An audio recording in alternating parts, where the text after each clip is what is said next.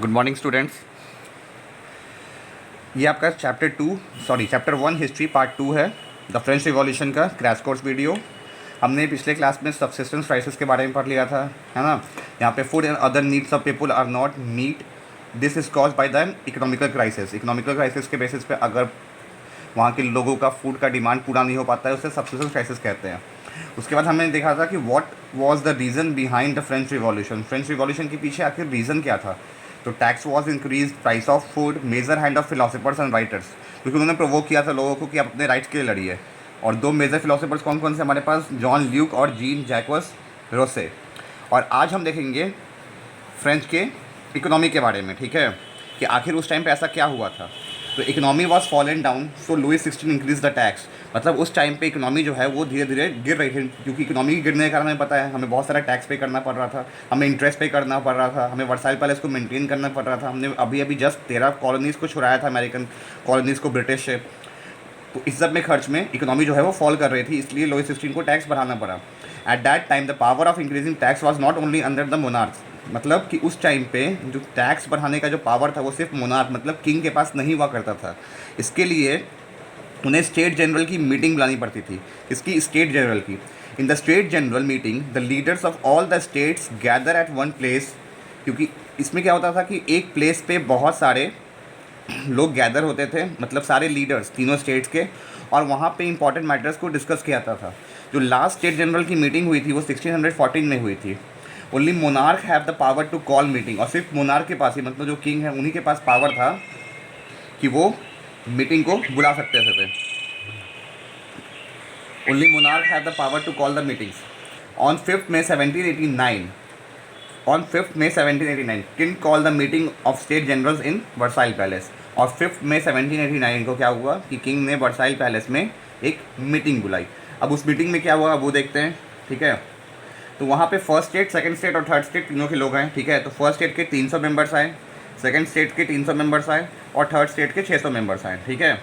First state और second state सामने सामने बैठे हुए थे, थर्ड स्टेट को बैठने की जगह भी नहीं मिली थी उस असेंबली में, ठीक है। First state and second state people they are sitting but no place given to the third state. आगे देखते हैं। Farmers, artist and womens are not allowed in the assembly. मतलब उस असेंबली मीटिंग में फार्मर्स, आर्टिस्ट और womens को permission नहीं थी आने की। The third state came with a demand.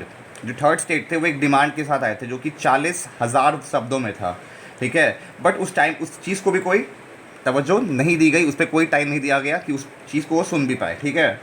अब यहाँ पे एक क्वेश्चन है, ठीक है। What was the voting system of the assembly. Assembly का वोटिंग सिस्टम क्या था। तो there are 1 vote for every state. सबके पास एक एक वोट थे, हर एक स्टेट के मेंबर एक वोट कर सकते थे। And first state and second state combine with each other. और क्या होता था कि फर्स्ट स्टेट और सेकंड स्टेट जो है ना वो एक साथ मिल जाते थे। क्यों? क्योंकि उन्हें तो टैक्स पे करना नहीं होता था। टैक्स तो हमारे सिर्फ थर्ड स्टेट पे करते थे। तो कोई भी टैक्स के मामले में अगर मीटिंग बुलाई जाती थी तो फर्स्ट स्टेट और सेकंड स्टेट तो एग्री कर जाते थे कि हाँ ठीक है टैक्स बढ़ाना चाहिए, पर थर्ड स्टेट अकेले बच जाते थे। तो इस बार जो थर्ड स्टेट आए थे तो वो ये चाहते थे कि उनके टैक्स का वोटिंग जो सिस्टम है उसको चेंज किया जाए। तो चेंज किया जाए तो कैसे चेंज किया जाए, क्या वोटिंग सिस्टम होनी चाहिए। तो they want to change the voting system of 1 vote to 1 member vote. मतलब एक वोट से एक मेंबर के वोट पे चाहते थे कि हर एक मेंबर वोट करे, मतलब एक स्टेट का एक वोट ना हो, एक स्टेट में का हर एक मेंबर वहाँ पे वोट करे, ठीक है। But the proposal was rejected, और इस प्रपोजल को रिजेक्ट कर दिया गया राजा के द्वारा। तो इसी के वजह से जो थर्ड स्टेट है उन्होंने असेंबली में प्रोटेस्ट करना स्टार्ट कर दिया और असेंबली से बाहर निकल गया। अब डेट है यहाँ पे 20 जून, बहुत इंपॉर्टेंट, वेरी इंपॉर्टेंट पॉइंट, ठीक है। ये 20 जून 1789 का ही टाइम है, 1789, ठीक है। The leader of third state, जो थर्ड स्टेट के लीडर्स थे उन्होंने अपने आप को किंग अनाउंस कर दिया। तो जो मतलब बिना किसी चीज़ के, बिना किसी विद्रोह के अपने आप जो थर्ड स्टेट के लोग थे उन्होंने अपने आप को किंग अनाउंस कर दिया इन इंडोर टेनिस कोर्ट इन वर्साइल पैलेस। मतलब वर्साइल पैलेस में एक इंडोर टेनिस कोर्ट था जहाँ पे एकत्रित होकर वहाँ के जो लीडर्स थे, किसके लीडर्स, थर्ड स्टेट के लीडर्स, अपने आप को किंग घोषित कर दिए। और they call themselves as a national assembly. उन्होंने उस चीज़ का नाम क्या दिया, national assembly. They decided to write a constitution. उन्होंने ये भी डिसाइड किया कि हम अपना एक कॉन्स्टिट्यूशन लिखेंगे। उनके लीडर थे मिराबू और एबेसियस। मिराबू के बारे में कहा था कि मिराबू जो है वो नोबल फैमिली से बिलोंग करते थे, वो राजाओं की फैमिली से, लेकिन वो हमेशा से जो थर्ड स्टेट फार्मर, जो छोटे पीजेंट्स हुआ करते थे, उनके समर्थक थे उनके पक्ष में थे। ये भी कहा जाता है कि मिराबो की स्पीच बहुत दमदार हुआ करती थी। वो जब स्पीच देते थे तो लोग, काफ़ी लोग उनको सुनने आया करते थे। अब ऐसे एक प्रीस्ट थे, ठीक है, और उन्होंने एक बुक भी लिखी थी, what is third state, what is third state. At that time due to heavy rain, ठीक है ना, बहुत ज़्यादा बारिश होने के कारण से वहाँ की जितनी भी फसल थी वो सब फसल बर्बाद हो गई, ठीक है। तो इसके कारण क्या हुआ कि प्राइस ऑफ ब्रेड, मतलब ब्रेड की प्राइस जो है वो इंक्रीज़ हो गई।